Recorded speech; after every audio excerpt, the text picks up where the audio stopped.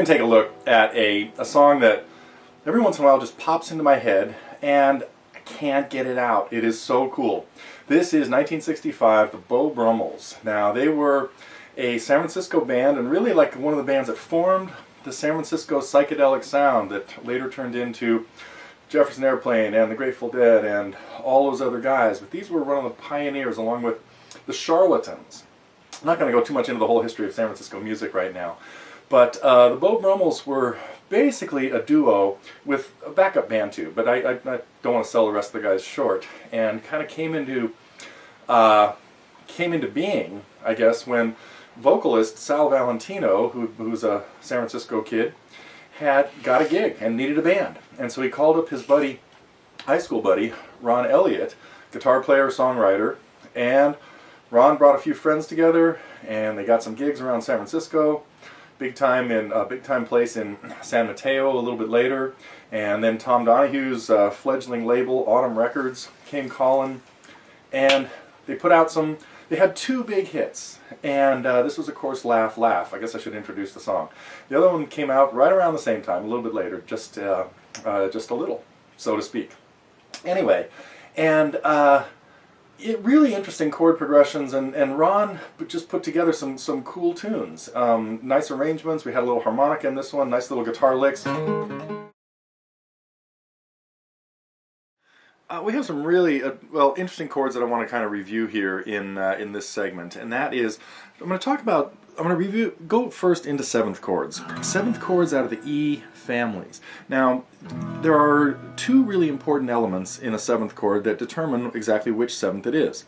The root is not one of them. The root is going to be a fixed or a constant, as is the fifth. So all the E seventh chords, or all the E seventh family of chords, will have E's and B's in them. But the variables will be the third and the seventh. Now, the third of an E major chord is G sharp, which is here. And that makes this chord major. If we flat the third to make it to G natural, we have E minor. Okay, so the third determines whether the chord is major or minor. Then we have two possibilities for the seventh. The seventh of the scale would be D sharp. An E major scale would go E, F sharp, G sharp, A, B, C sharp, D sharp, and then E. So if we put in the D sharp as a seventh, which would now, the best way to finger this chord would be like this. I've moved my second finger to G sharp, my third finger to the B and the bass, and I'm using my index finger, my first finger, for the D sharp. So this chord has a major seventh in it, and consequently is called a major seventh chord because of the D sharp. But we also play seventh chords with a flatted seventh, and that would be flatting the D sharp to D natural, and this chord is called E7.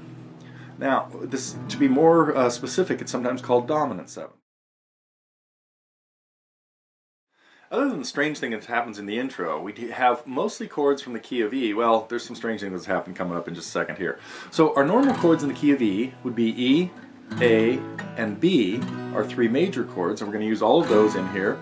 And you might play the A with a hinge bar, if you like, and then play the B here. You're really going to have to make this song work, you're going to have good control of the A family of bars. Even if you have to play it with three fingers, we're going to really need them in this case because of what happens in the song.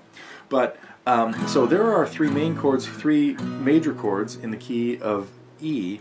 The song opens up with two of the minor chords. We see G sharp minor, barred at the fourth, and C sharp minor, also barred at the fourth. So the G sharp minor is the E minor shape at 4, and the C sharp minor would be the A minor shape at 4.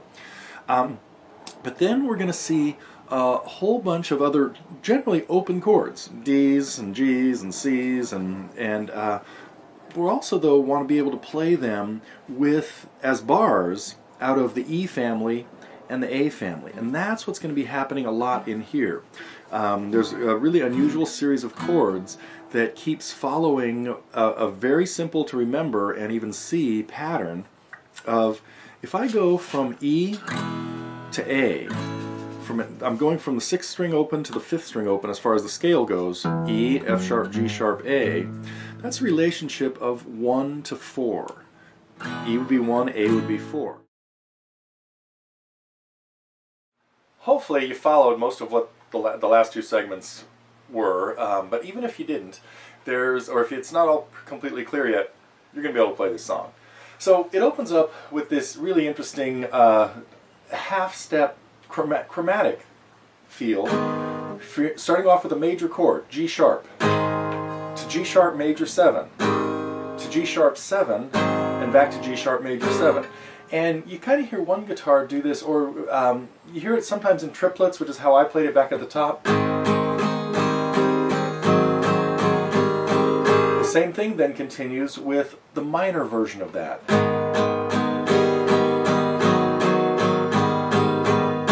And then the song starts with just our normal rock beat. But getting back to the intro quickly, you also don't need to do this with triplets. You could just strum through it with 2 beats per each chord. So I've got it way spread out just because those chord names are really long, but it's just 2 beats of everything. G sharp, G sharp major 7, G sharp 7, back to major 7. So it could just be down, down, up on each one of those.